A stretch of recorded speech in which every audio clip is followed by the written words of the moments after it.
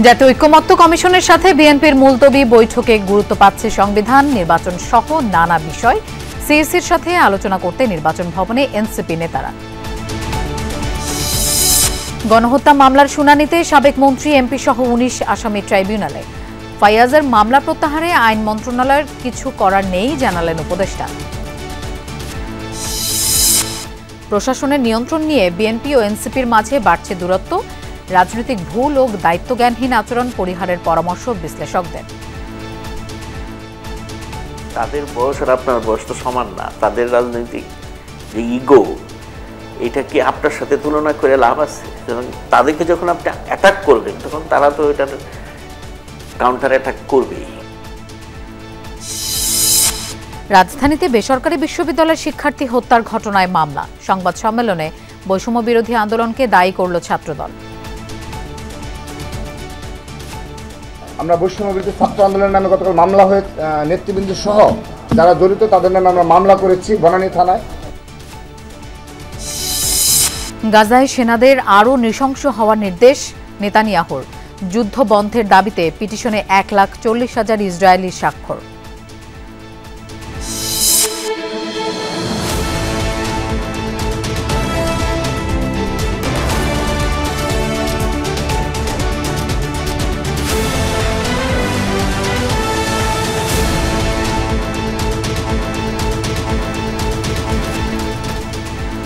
দেখছিলেন শিরোনামগুলো। এছাড়াও দেশ বিদেশের আরো খবর নিয়ে দুপুরে বাংলাদেশে আপনাদের সঙ্গে থাকছি আমি মৌসুমী আহমেদ লোপা।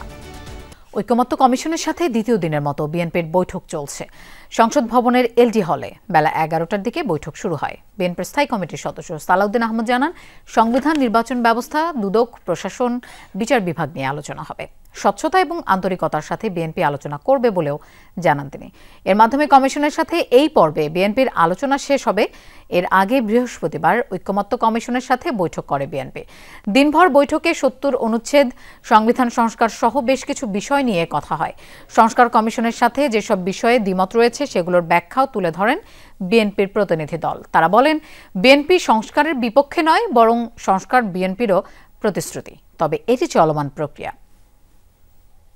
বিচার বিভাগ এবং নির্বাচন ব্যবস্থা, তারপর আর দুটো কমিশন আছে, প্রশাসন এবং দুর্নীতি দমন কমিশনের উপরে আলোচনা শেষ করে আমরা আশা করছি বিকেলের মধ্যে আমরা শেষ করতে পারবো।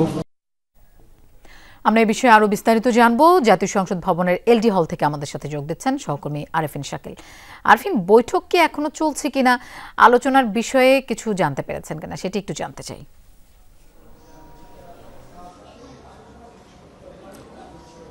ধন্যবাদ লোপা। এখনো বৈঠক চলছে। বৈঠকে খানিক বাদে অর্থাৎ প্রায় ১:৩০টার দিকে অর্থাৎ মধ্যাহ্ন ভোজের বিরতি থাকবে। এরপরে আবারও বৈঠক শুরু হবে, অর্থাৎ দিনব্যাপী আজকে বৈঠকটি হবে। যেহেতু আজকের বৈঠকের মাধ্যমে আজ এই সংস্কার ইস্যুতে ঐক্যমত্য কমিশনের সাথে বিএনপির যার যে বক্তব্য, মতামত, সেটি আজকের দিনে শেষ করতে চায় বিএনপি।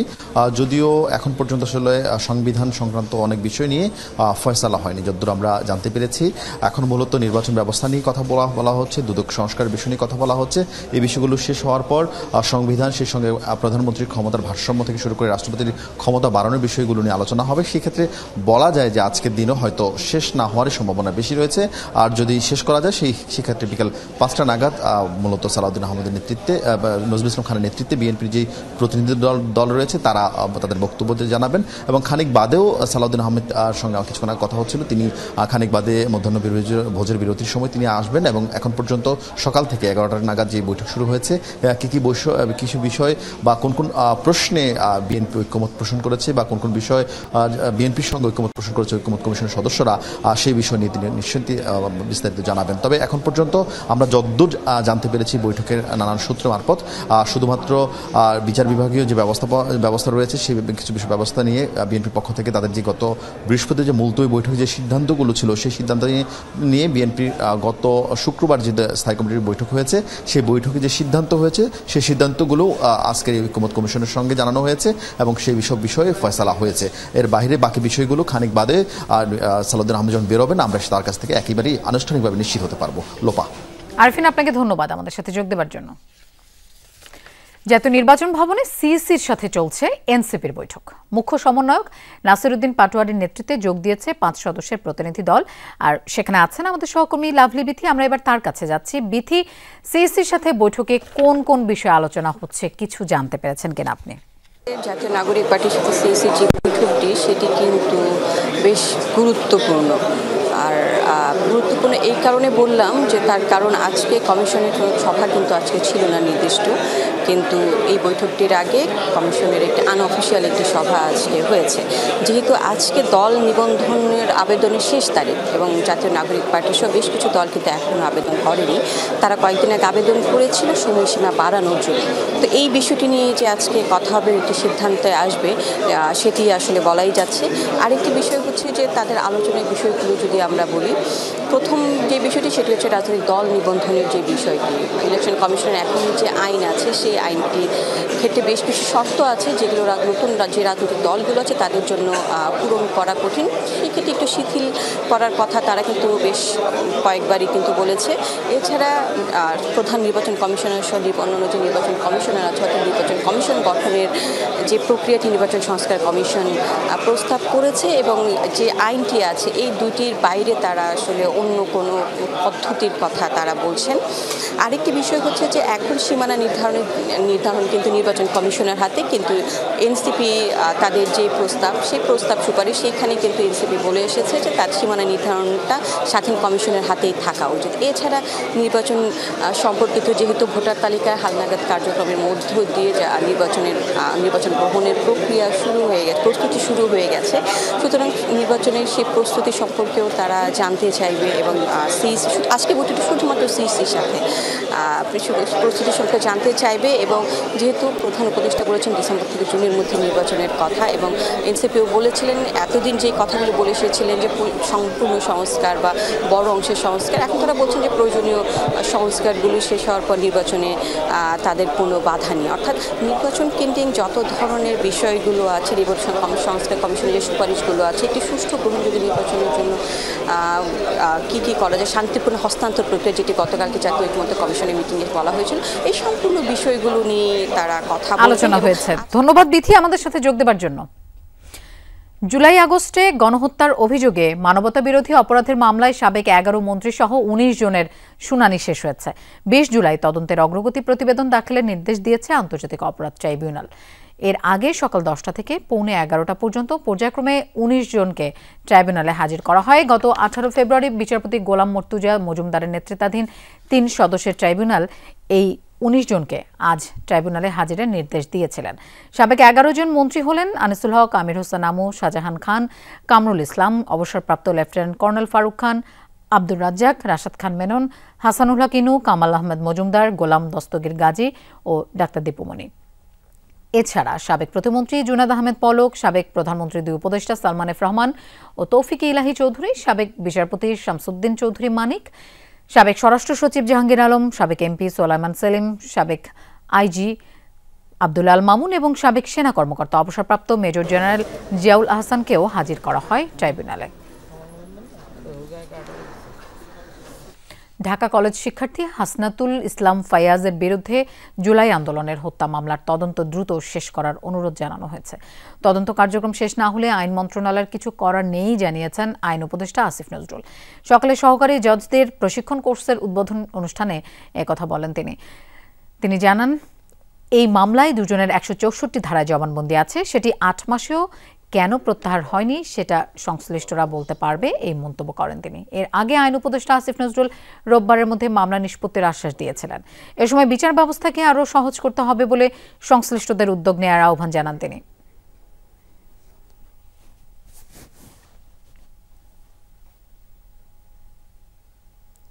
ফায়াজের মামলাটা এরকম একটা মামলা এবং এখানে 2 জন আসামি তারা 164 স্টেটমেন্ট দিয়েছিল। তো আমি খবর নিয়ে জানলাম ওনারা যদি 164 এই স্টেটমেন্টটা রিট্র্যাক্ট না করে তাহলে এই মামলাটার নিষ্পত্তি বা ফাইনাল রিপোর্ট দেওয়া খুবই দুষ্কর এবং এটা সম্পূর্ণভাবে পুলিশের এবং স্বরাষ্ট্র মন্ত্রণালয়ের এখতিয়ারাধীন বিষয়। এখানে আইন মন্ত্রণালয়ের করার কিছু নাই। আওয়ামী লীগের আমলে গুম হওয়া স্বজনদের খোঁজে মানববন্ধন করছে গুমের শিকার পরিবারগুলোর সংগঠন মায়ের ডাক। সকালে হাইকোর্ট প্রাঙ্গণে প্রায় শতাধিক স্বজন অংশ নেন মানববন্ধনে। বক্তারা বলেন, শেখ হাসিনা পতনের 8 মাস পেরিয়ে গেলেও চিহ্নিত খুনিদের বিচার করা হয়নি।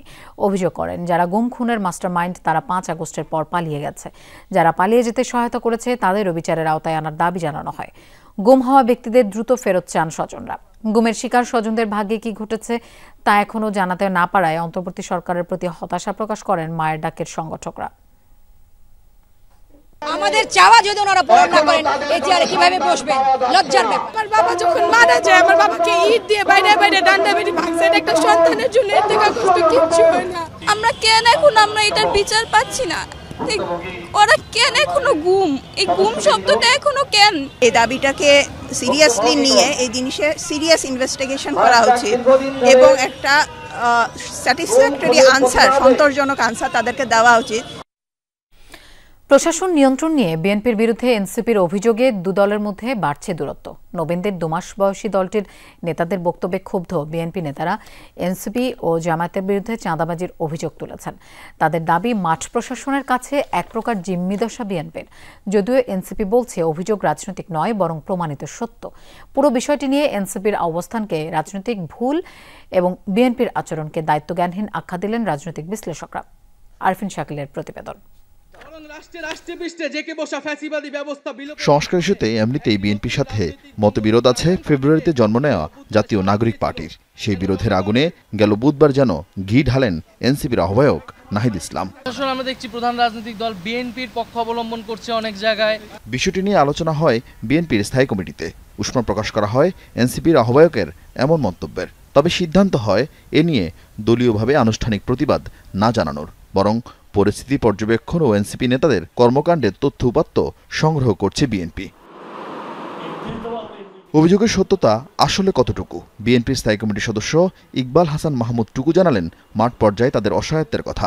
তবে ভিন্ন মন্তব্য এনসিপি নেতা সারোয়ার তুষারের।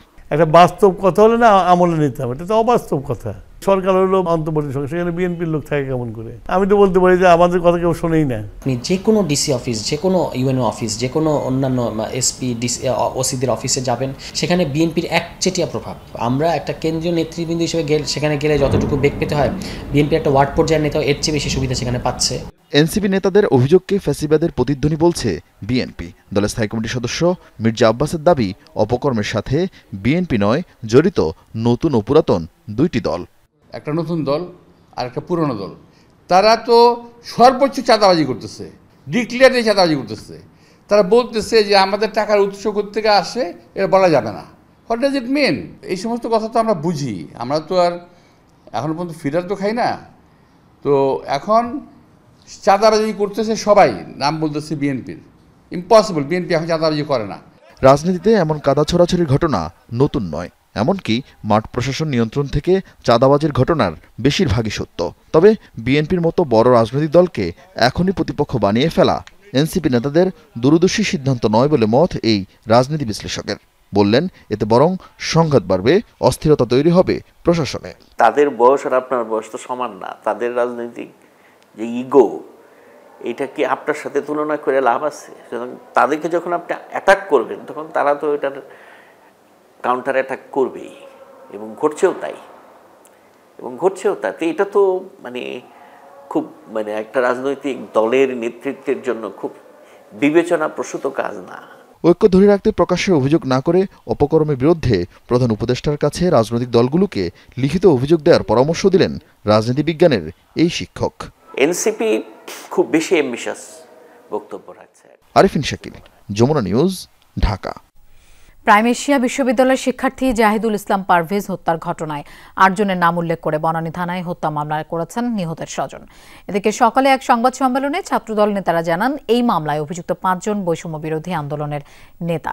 তাদের দাবি, হামলায় বৈষম্য বিরোধী ছাত্র আন্দোলনের মেহরাজ ইসলামের সাথে সংগঠনটির সোহান ও তুষার জড়িত। এই হত্যাকাণ্ড পূর্ব পরিকল্পিত। ছাত্রদল নেতাদের অভিযোগ, ক্যাম্পাসগুলোতে ছাত্রদলের কার্যক্রম পরিচালনায় বাধা দেওয়া হচ্ছে। নতুন নামে পুরনো ফ্যাসিবাদ ফিরে এসেছে। বৈষম্য বিরোধী আন্দোলনের পেজ থেকে অশোভনীয় ভাষায় পোস্ট দেয় তীব্র নিন্দা জানিয়ে বলেন, তারা যেভাবে সাবেক ছাত্রলীগকে পুনর্বাসনের দায়িত্ব নিয়েছেন এই পোস্টে তা ফুটে উঠেছে। শনিবার ইউনিভার্সিটি অব স্কলার্সের 2 ছাত্রীকে নিয়ে শিক্ষার্থীদের সাথে পারভেজের বাকবিতণ্ডা হয়। এক পর্যায়ে ধারালো অস্ত্র দিয়ে আঘাত করা হলে গুরুতর আহত অবস্থায় পারভেজকে কুর্মিটোলা জেনারেল হাসপাতালে নিয়ে গেলে চিকিৎসক তাকে মৃত ঘোষণা করে। প্রশাসনে এখনো হাসিনার প্রেতাত্মা লুকিয়ে আছে, আর এদেরকে উৎসাহ আশ্রয় দিচ্ছে বৈষম্য বিরোধী ছাত্র আন্দোলনের কতিপয় নেতৃবৃন্দ। বিভিন্ন ঘটনায় সেটা বারবার প্রমাণিত হচ্ছে। আমরা আবারও এই নির্মম হত্যাকাণ্ডের পরিকল্পনাকারী, ইন্ধনদাতা, হুকুমদাতা এবং হামলাকারী সন্ত্রাসীদের অবিলম্বে গ্রেপ্তার ও দৃষ্টান্তমূলক শাস্তির দাবি জানাচ্ছি। এদিকে শিক্ষার্থী হত্যার ঘটনায় ছাত্রদলের অভিযোগকে ঘৃণ্য মিথ্যাচার উল্লেখ করে তীব্র নিন্দা জানিয়েছে বৈষম্য বিরোধী ছাত্র আন্দোলন। ভোরে সংগঠনটির ভেরিফাইড ফেসবুক পেজ থেকে এ বিষয়ক পোস্ট করা হয়। অভিযোগ, কোনো প্রমাণ ছাড়াই সংগঠনের সোভান নিয়াজ তুষার এবং হৃদয় মিয়াজের নাম জড়িয়ে ফেসবুকে মব ট্রায়াল চালানো হচ্ছে। এতে তাদের নিরাপত্তায় ব্যাঘাত ঘটছে। দাবি করা হয় সিসি ক্যামেরার ফুটেজ এবং প্রত্যক্ষদর্শীদের বরাতেও তাদের সম্পৃক্ততার প্রমাণ পাওয়া যায়নি। এতে মূল হত্যাকারীরা আলোচনার বাইরে থেকে যাচ্ছে। গোয়েন্দা বাহিনীকে বিষয়টি খতিয়ে দেখার অনুরোধ জানায় বৈষম্য বিরোধী ছাত্র আন্দোলন।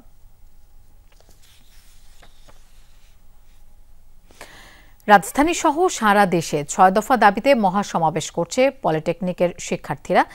আমরা এ বিষয়ে জানবো। রাজধানীর আগারগাঁও থেকে আমাদের সাথে যোগ দিচ্ছেন সহকর্মী ভাস্কর ভাদুরী। ভাস্কর, মহাসমাবেশ থেকে কি বলছেন শিক্ষার্থীরা, একটু বিস্তারিত জানতে চাই।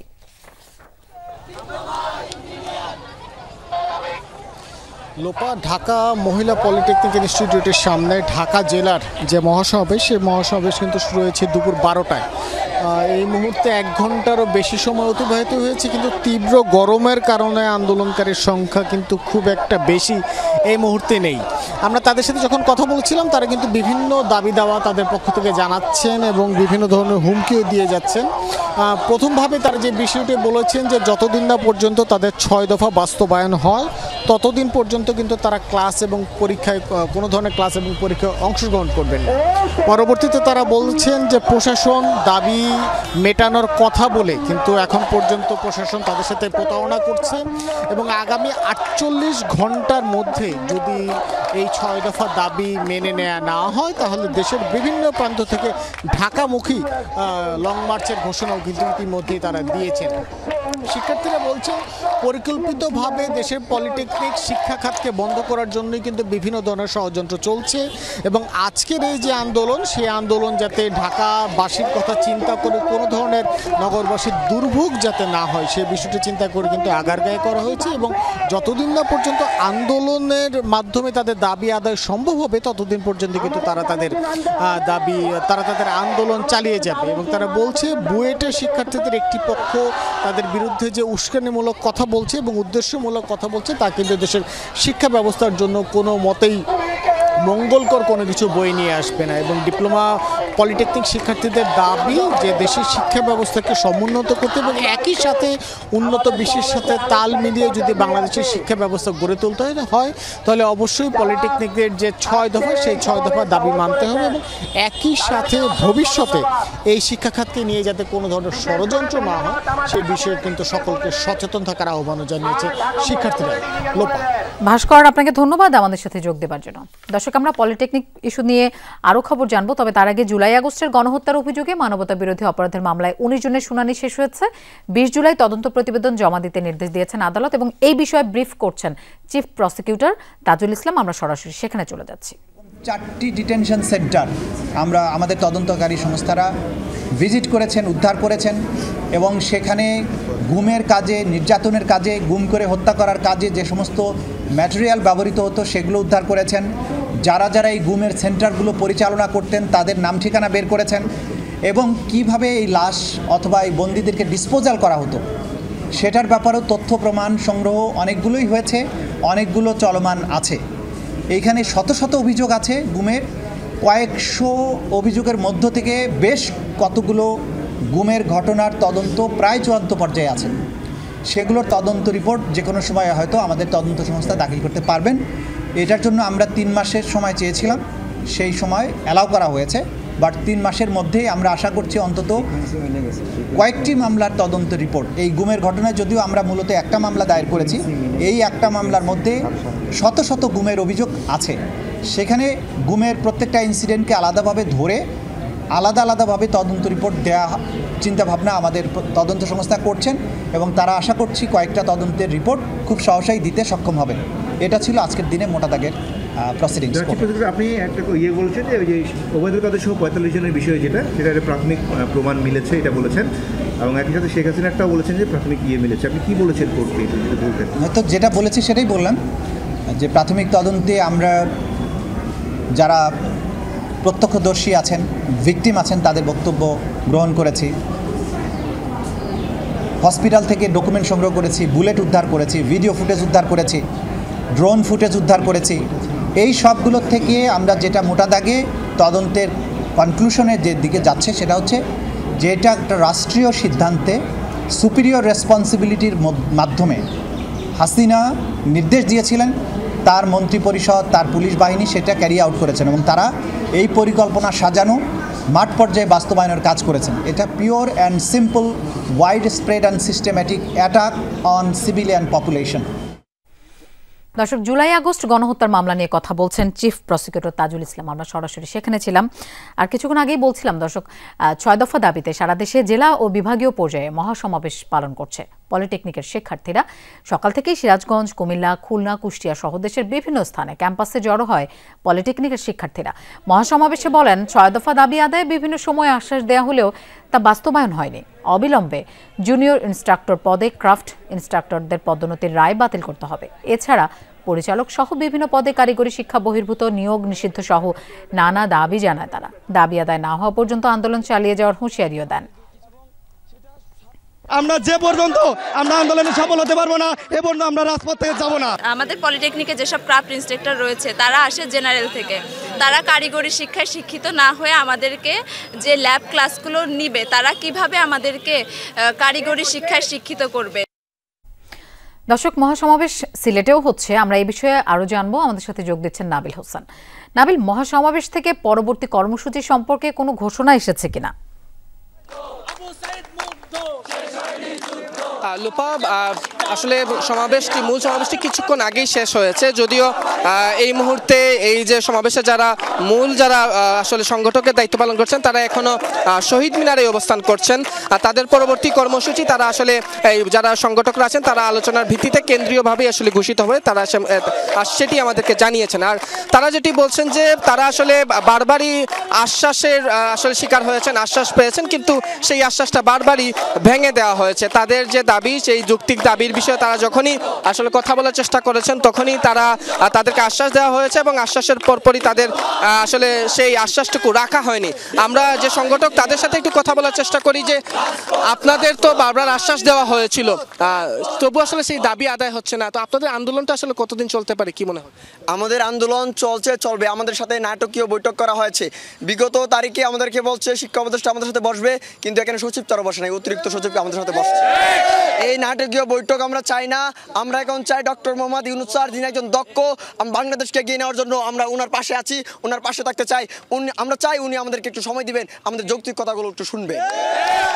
যেটি শুনছিলাম তারা যেটি বলছেন যে তাদের যে প্রধান দাবি, অর্থাৎ জুনিয়র ইনস্ট্রাক্টর পদে ক্রাফট ইনস্ট্রাক্টরদের 30% যে আসলে পদোন্নতির যে রায় আসলে হাইকোর্ট দিয়েছে সেটির মাধ্যমে তারা বলছেন যে তাদের যে আসলে শিক্ষার মান পলিটেকনিকের সেটি আসলে ক্ষতিগ্রস্ত হবে। ফলে পলিটেকনিকের শিক্ষার মান বজায় রাখতে তারা সেই আসলে রায় বাতিল চাচ্ছেন। তারা চাচ্ছেন একটি পূর্ণাঙ্গ বিশ্ববিদ্যালয় তাদের হোক, পাশাপাশি পলিটেকনিকের পরিচালক সহ অন্যান্য পদে পলিটেকনিক থেকেই তারা যাতে নিয়োগ দেওয়া হয়, এইরকম 6 দফা দাবি তারা করছেন এবং দাবি আদায় না হওয়া পর্যন্ত আন্দোলন চলমান থাকবে। লোপা, নাবিল, আপনাকে ধন্যবাদ আমাদের সাথে যোগ দেওয়ার জন্য। খ্রিস্টান সম্প্রদায়ের অন্যতম প্রধান ধর্মীয় উৎসব ইস্টার সানডে। দিনটি খ্রিস্ট ধর্মের প্রবর্তক যিশুর পুনরুত্থান দিবস হিসেবে পালন করেন খ্রিস্ট ধর্মাবলম্বীরা। খ্রিস্টান ধর্মমতে এই দিনে যিশু খ্রিস্ট মৃত্যুকে জয় করে পুনরুত্থিত হন, পাপমুক্ত করেন মানব সমাজকে। পুণ্য শুক্রবার বা গুড ফ্রাইডেতে বিপথগামী ইহুদি শাসক গোষ্ঠী যিশু খ্রিস্টকে অন্যায়ভাবে ক্রুশবিদ্ধ করে হত্যা করেছিল। বিশ্বাস করা হয় মৃত্যুর 3য় দিবস বা রোববার তার পুনরুত্থান হয়। এদিন হিংসা, বিদ্বেষ, সহিংসতা থেকে দূরে থাকার জন্য বিশেষ প্রার্থনা করা হয়। হোলি রোজারি চার্চে সকাল থেকেই হয় কয়েক দফায় প্রার্থনা। তাতে বাংলাদেশের সুখ সমৃদ্ধির পাশাপাশি অন্তর্বর্তী সরকারের সফলতা কামনা করা হয়।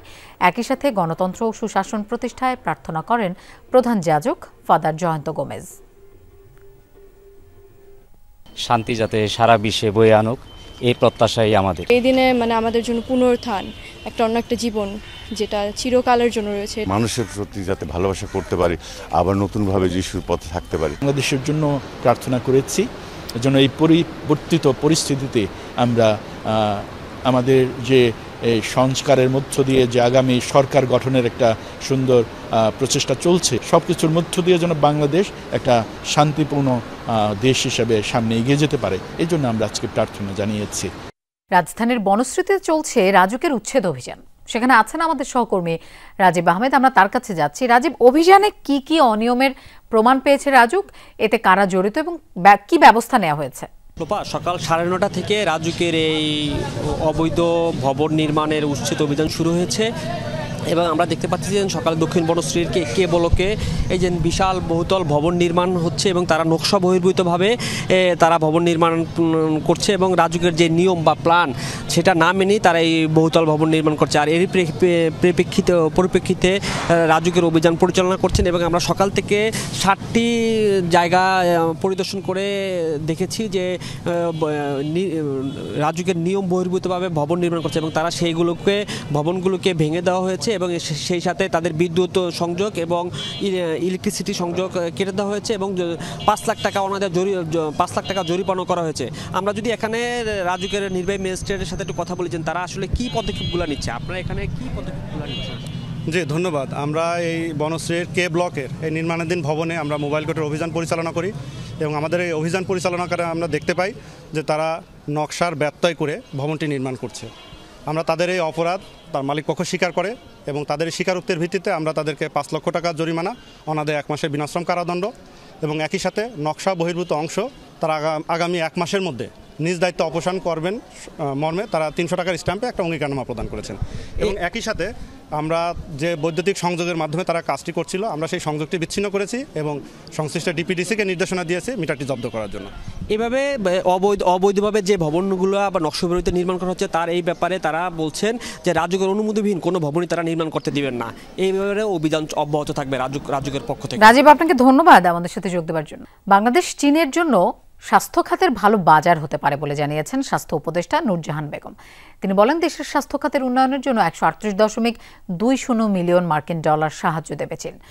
সকালে ঢাকা বিশ্ববিদ্যালয়ের সিনেট ভবনে ইউনান শিক্ষা ও স্বাস্থ্য প্রদর্শনীর উদ্বোধনী অনুষ্ঠানে যোগ দিয়ে এসব কথা বলেন তিনি। জানান, কোভিড মহামারীর সময় চীনের কাছ থেকে সবচেয়ে বেশি টিকা কিনেছে বাংলাদেশ। আরও বলেন, ঢাকার ধামরাইতে পক্ষাঘাতগ্রস্তদের জন্য একটি হাসপাতাল করতে সম্মত হয়েছে বেইজিং। এছাড়া একটি 1000 শয্যা বিশিষ্ট হাসপাতাল তৈরি নিয়েও আলোচনা চলছে। এ সময় চীনের রাষ্ট্রদূত ইয়াও ওয়েন বলেন, ডক্টর মোহাম্মদ ইউনূসের সফর সফল হয়েছে।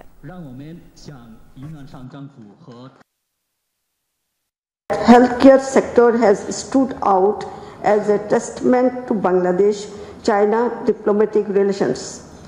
Bangladesh appeared to be an important market for Chinese health sector. গাজায় সেনাদের আরও নৃশংস হওয়ার নির্দেশ দিয়েছেন ইসরায়েলের প্রধানমন্ত্রী বেনিয়ামিন নেতানিয়াহু। হামাসকে পুরোপুরি ধ্বংসের ঘোষণা দিয়েছেন আবারও। যদিও নিজ দেশে জিম্মি মুক্তির দাবিতে ক্রমেই চাপ বাড়ছে তার সরকারের ওপর। শনিবারও হামাসের সাথে সমঝোতা না করায় দেশজুড়ে হয়েছে ব্যাপক বিক্ষোভ, সহিংসতা। যুদ্ধ বন্ধের দাবিতে এক পিটিশনে এখন পর্যন্ত স্বাক্ষর করেছেন কমপক্ষে 1,40,000 ইসরায়েলি। ইসরায়েলি পুলিশ ও বিক্ষোভকারীদের হাতাহাতির এই দৃশ্য তেল আবিবের। গাজায় যুদ্ধের জেরে বেনিয়ামিন নেতানিয়াহুর ওপর ক্রমেই ক্ষোভ বাড়ছে সাধারণ ইসরায়েলিদের মাঝে। ফলে নিয়মিতই বিক্ষোভ সহিংসতার সাক্ষী হচ্ছে দেশটি।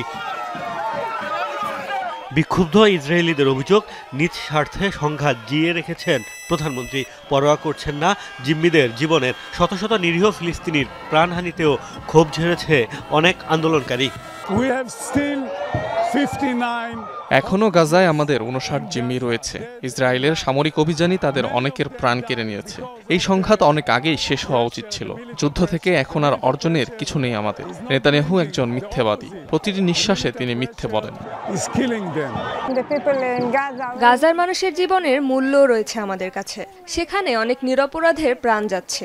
আমরা জিম্মিদের ফেরত চাই, পাশাপাশি ইসরায়েলি সেনাদের নিয়েও চিন্তিত। এই যুদ্ধ চালিয়ে যাওয়ার কোনো কারণই নেই। বিক্ষোভ আর নানামুখী চাপ উপেক্ষা করে গাজায় আগ্রাসনের মাত্রা আরও বাড়ানোর নির্দেশ দিয়েছেন নেতানিয়াহু। যুদ্ধবিরতি চুক্তিতে হামাস যে শর্ত দিচ্ছে সেটি মানবেন না বলেও সাফ জানিয়ে দিয়েছেন। হামাসের ওপর চাপ বাড়াতে আইডিএফকে আরও কঠোর হওয়ার নির্দেশ দিয়েছি। এই যুদ্ধে আমাদের বড় ধরনের মূল্য চোকাতে হচ্ছে, তবে অস্তিত্ব রক্ষায় বিজয় অর্জন না হওয়া পর্যন্ত লড়াই চালিয়ে যাওয়া ছাড়া বিকল্প নেই। হামাসের সামরিক ও প্রশাসনিক সক্ষমতা পুরোপুরি ধ্বংস করা না হলে আরও একটি 7 অক্টোবর হবে কেবল সময়ের ব্যাপার। হামাস যা চায় তা মেনে নিলে তারা আবারও সংগঠিত হয়ে আমাদের উপর হামলার সক্ষমতা পাবে। এদিকে রিস্টোর্ড ইসরায়েল নামের একটি ওয়েবসাইট পরিচালিত ক্যাম্পেইনে এখন পর্যন্ত যুদ্ধ বন্ধের দাবিতে পিটিশনে স্বাক্ষর করেছেন দেশটির 1,40,000 নাগরিক। সেনা সদস্য, লেখক সহ এই তালিকায় আছে নানা শ্রেণী পেশার মানুষ। মোস্তফা মাহমুদ, যমুনা নিউজ।